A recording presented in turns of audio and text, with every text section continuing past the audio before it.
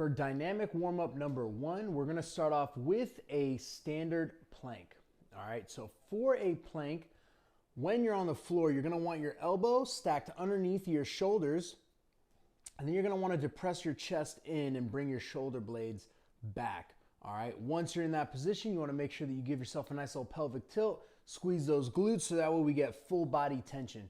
You may actually shake when you're on the ground. All right, so when you're doing it, it should look a little something like this.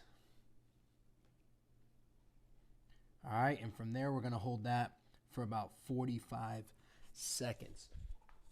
All right, the second exercise we're gonna do is a halo, and we're gonna do that for 5 reps each side. So the main part about the halo is you're gonna be holding the kettlebell in front of you. And one of the cues that I always like to use is, I like to think about Saturn.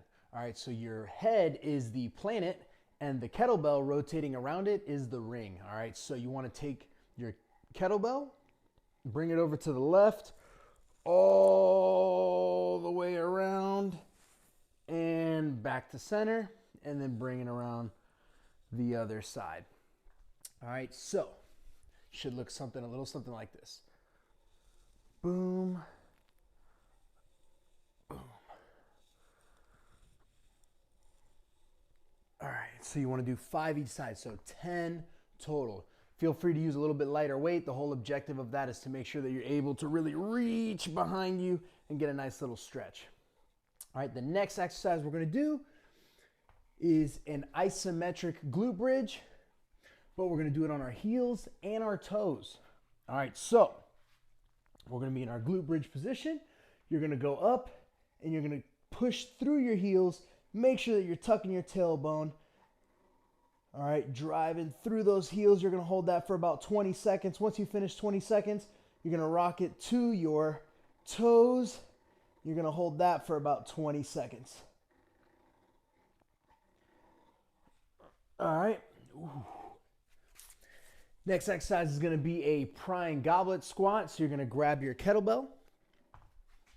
All right, you're going to get it up into that goblet squat position.